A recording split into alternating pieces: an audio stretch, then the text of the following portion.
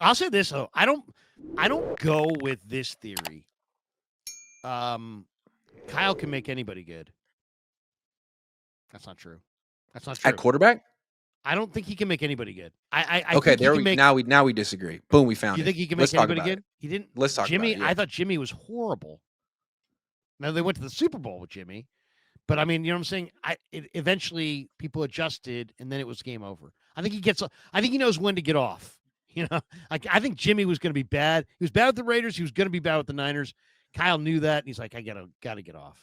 Gotta get off, Jimmy. That being said, like, I mean, he won like 70% of his starts. His numbers were better than they should have been. I mean, he wasn't good enough, but he played essentially well, and he eventually got replaced because they found a better quarterback who could do his job for much cheaper. Here comes Brock Purdy, who's a very good quarterback, way better than Jimmy Garoppolo is. But I still feel like there's quarterbacks who are struggling in the league. Bryce Young, he'd be great on the Niners. I'm not saying he'd be better than Brock, but I think he'd be good. I think CJ Stroud would be really good on the Niners. I think Joe Flacco would be really good. I think freaking Was Trey Gardner Lance really Minshew. good on the Niners? Who? Well, no. And Would CJ Justin Beathard, Fields be no. really good on the Not Niners? no. See, I think in like I hear what 25 you're starting saying. quarterbacks would play well in the Niners. I think. I mean, all quarterbacks are going to play better if they're supported. And the Niners come with, playing on the Niners Scheme, comes with Kittle and tight Trent end, and CMC running and, back. all these different guys and Yeah. Kyle. Yeah. But like the stat I can't get away from is when Brock came on the field against Miami in 22, non-Jimmy quarterbacks under Kyle were 9-29. So all those other guys, Hoyer, Beathard, Mullins, those guys were 9-29. So it's not just anybody can do it. They're picking the right guys. Like Mac Jones, I really thought was going to be good. I mean, I said it all off season. I'm like, this is going to be one of the best signings because he's accurate and he can process. And if you're accurate and you can process, you can run Kyle's system. But if you're not accurate and you can't process, you can't. So there's a But lot of like volume. I the mean, there's a guys lot. who were the non-Jimmy quarterbacks were bad. I mean, Nick Mullins is not a starting quarterback. Beathard, not a starting quarterback. Hoyer, not a starting quarterback. But like, you take a guy like Sam Darnold, who's a struggling starter, but definitely a starter, and boom, he gets his career back on track. Same with But he Mac didn't. Jones. But I mean, let's talk about Sam Darnold. He didn't even play with the Niners at all. And then when he did play, he didn't play well. He lost to Carson Wentz, and he was absolutely horseshit in that game. If you remember, Well, he Sam was Darnold. playing with the backups. Yes, he was. But remember the last play of that game? That was so Sam Yeah, Darnold. didn't he fumble? He like fumbled and He in the fumbled it forward pocket. and he They were on started the like hitting the goal ground. line. Yeah. He's just a turnover machine. He's always been a turnover machine. But he just looks. I just think people like Sam Darnold and love that arm. He's got a great arm. But like, did he really salvage himself with the Niners? Because I don't remember him looking awesome in preseason, and he never played at all. And then he played one start, and they lost at home, and he turned the ball over in the last moment. I mean, I don't know. I think people just like Sam Darnold's big arm, and then I think if Sam like a Darnold could have played a fastball whole that's like season with 99. McCaffrey and Kittle and Debo and Ayuk, he probably would have played pretty well. I'm not saying he would have been the He had some MVP, moments. but he's in the MVP where he was until last week. Yeah. No, I mean, I think I think you're right that all quarterbacks would play better here. But all I'm saying is I think they've done a better job of picking their quarterbacks. And they pick guys who are good here. Like, I'm not sure if the guys who don't process could do well here. And I'm not sure if the guys who aren't that accurate could do well here. I think you got to have those two things. But if you are accurate and you can process, man, I mean, it I I think mean, the Niners can beat some teams with Mac Jacoby Jones. Brissett would do well in the Niners, is what I'm trying to say. And he's a fringe starter. Yeah. So all I'm saying is, and look, they can't go back and undo the contract. They got Brock Purdy. He's here. He's good. There are outs after 2026, though. So if he still keeps getting injured, if they can't win the Super Bowl, if this contract is weighing them down, they can always get out of it and take a different approach to the position and feel like as long as they have Kyle Shanahan, they not only don't need to spend a lot of money on the quarterback position, but maybe they really shouldn't spend a lot of money on the quarterback position because they can get good production out of it for cheap and they don't invest in the offensive line. So these guys get hurt anyway. Just saying. The argument, I've seen the argument the last couple of weeks too. It's like, hey, there are people that are like, I kind of prefer Mac, but then I really prefer Mac when you factor in the contracts. One guy's making 53, the other guy's making 7. So, and it's a cap sport. So the delta there you can spend on the rest of the roster. So I mean, I get the And that's argument, what and they it's did not when they were crazy. really good. That Yeah. was their formula, and it's how they got around being so subpar drafting.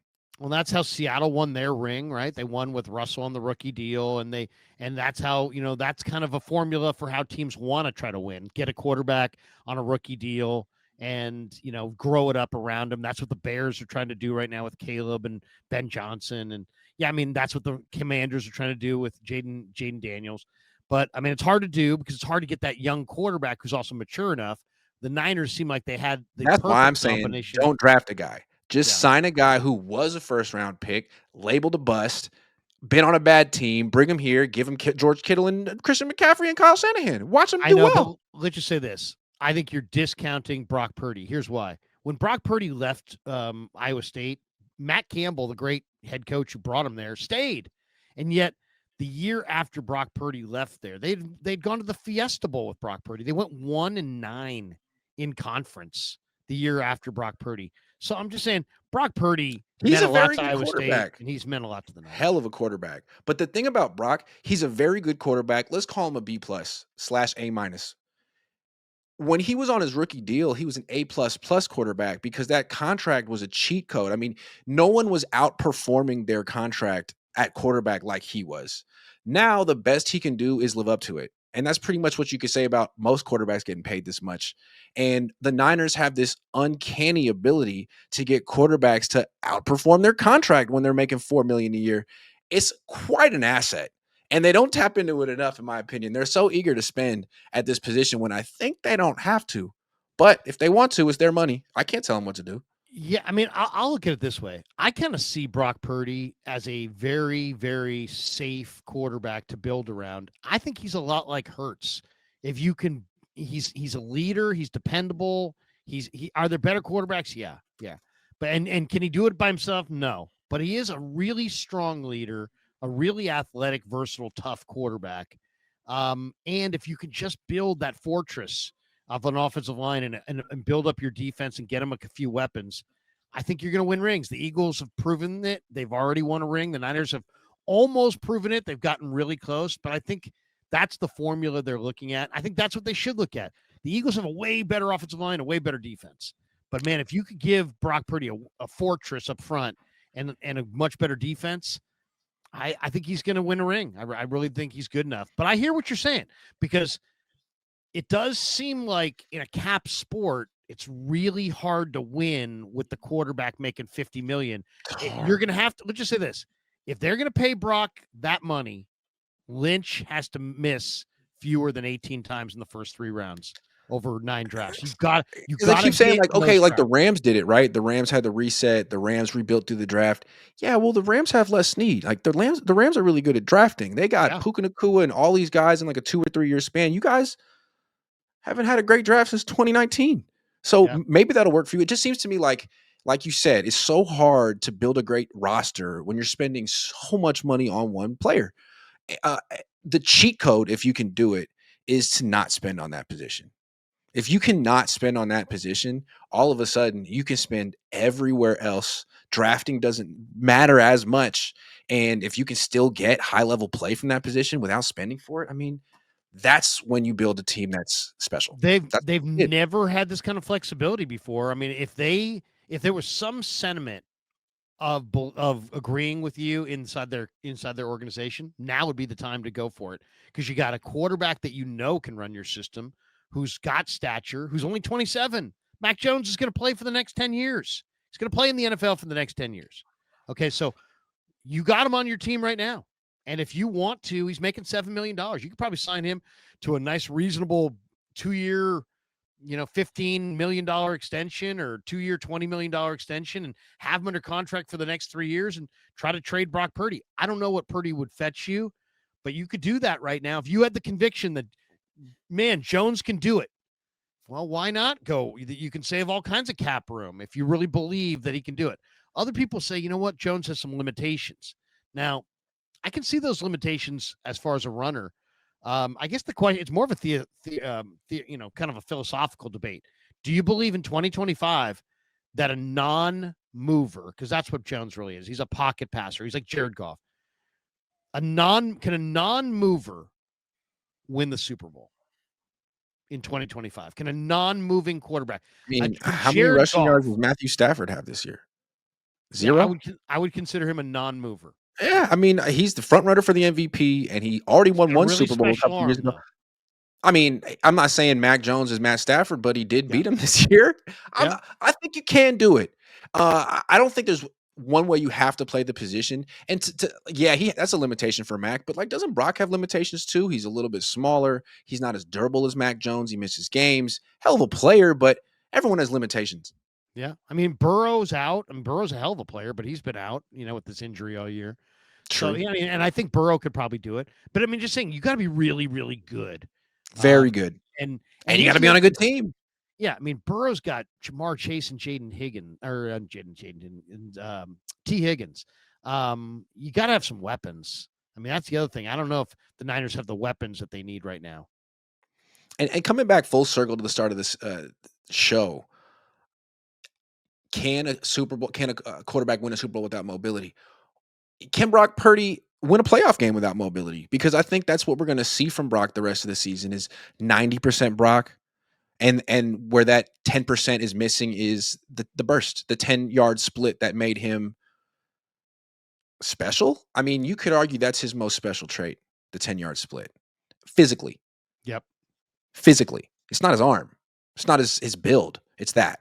And he doesn't have that right now. And that's okay. Like now he has to find other ways to be great. See if he can do it. You know what? He himself has a perfect template in watching Jones, who Jones can't move. And yet Mhm. Jones wasn't sacked hardly at all behind this totally mediocre line. Why? Because when he hit his back foot, the ball came out. And yeah, When you have that Christian limited McCaffrey him. on your team, there's no reason to take a bunch of sacks. He's right there. Dump it Right. off. Dump it off. I saw an interview Tom Brady did a couple years ago, and people always said, Tom, what was the key to your run, your success, and this and that? And he's like, quarterbacks focus on the wrong thing. He said, quarterbacks are always focusing on make a play, make a play, make a play, make a play. And that's great. You want to make a play. But you also should have a real equal focus on don't make a huge negative play. Yep. Don't make a huge negative play. He's like, I've learned to throw the ball away. And what makes Stafford right now? He's not, he's the same thrower that he was, but he no longer throws the picks. Now, when you're right about to sack him, he throws it into the ground. And if he's got to take a grounding penalty, he'll take the grounding penalty, but he's not going to take the strip sack. He's not going to throw the pick. You know what I mean? He's not going to give up possession of the ball. I mean, no all-time great quarterback checked the ball down more often than Tom Brady. I mean, Julian Edelman, Wes Welker, those guys were running 6-yard routes. I'm just saying. That's the old saying, Grant. You can't go broke making a profit. Yeah. I mean, Tom Brady wasn't the most, I mean, he was great quarterback, but his highlights weren't that exciting. It's a lot of checkdowns to James White and Danny Amendola, and it worked. I'm just saying. I thought the best that Brady ever was under Charlie Weiss when they would go 5 wide, empty the backfield, and he would sit there at the line of scrimmage and just hold the ball. And you could feel the pressure that it put on the defense. Everybody's spread out, and Tom's pointing, and the clock's ticking down. And then he'd take the snap, take a 3-step drop, boom, 3-step drop, boom, and you didn't know which of the 5 eligibles where he was going. That was like deadly. I'd almost like to see Shanahan do a little bit of that. If they, now they can run the ball a little bit better, but if they run game didn't come around, just drop, instead of just spread everybody out, go empty and, see if Brock can be more accurate to his targets on these little short timing routes and use that as your offense. Yeah, let Brock go up tempo too, because you let Mac do that a few times, and that was the best moments of Mac's tenure with the 49ers was when he could like get the ball and make quick throws to Sky Moore or Jake Tonjes or whoever he felt like, not like let's let Kyle call 2 plays and I'll say both of them and then you'll go in motion and you'll go in motion and you'll go in motion and then I'll force the ball to whoever Kyle wants me to force it to. Let the quarterbacks take, oh, you got 2 good ones. Don't take any risks. I mean, Yeah. that's the other thing what the Rams are doing. They're taking fewer and fewer risks. They're going to run it more. They got 3 tight ends. They got these sure-handed guys.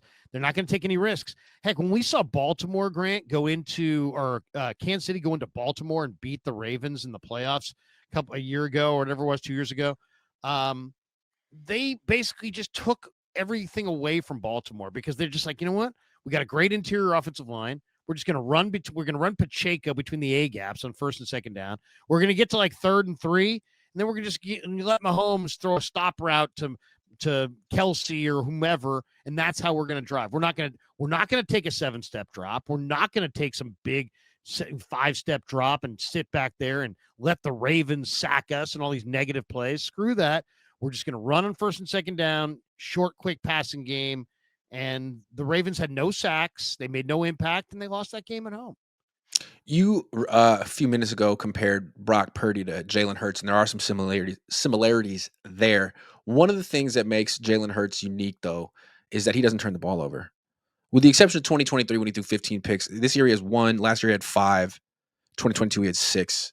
He's not the best quarterback, but like you said with Tom Brady, I mean, it's not necessarily about how many plays you make. He's going to give you those first downs and touchdowns without having to really run. He just falls forward and he doesn't turn the ball over. That's winning football. You know what he doesn't do that Brock does do? Jalen Hurts hardly ever throws the ball in the middle of the field. He works the sidelines. So there's not a lot of Because those are turnovers low risk on. throws. Yeah, you're not going to turn the ball over on throws. You know, if you're living in the middle of the field, there's going to be some linebacker you don't see. Hit There's going to be overthrows. You got to layer it. Turnovers. There's going to be Yeah. turnovers. Brock operates more in the middle of the field. Brock also, I'll say this too, in watching this last game, Brock is really good right now on those corner routes where you can throw it with a little loopiness to it. Doesn't have to have a lot of velocity. You're kind of throwing it to the void. And if it goes incomplete, it's just out of bounds. And that to me looks like a real dangerous route to JJ. Those timing routes to the corner where it's like JJ's going to catch it or it's going to go out of bounds. And there's no defender on that. That seems like where they want to live. But when somebody takes that away and you got to start making plays in the middle of the field, how much zip does he have on the ball? Can he put it in the tight windows? I think that those questions are still left unanswered.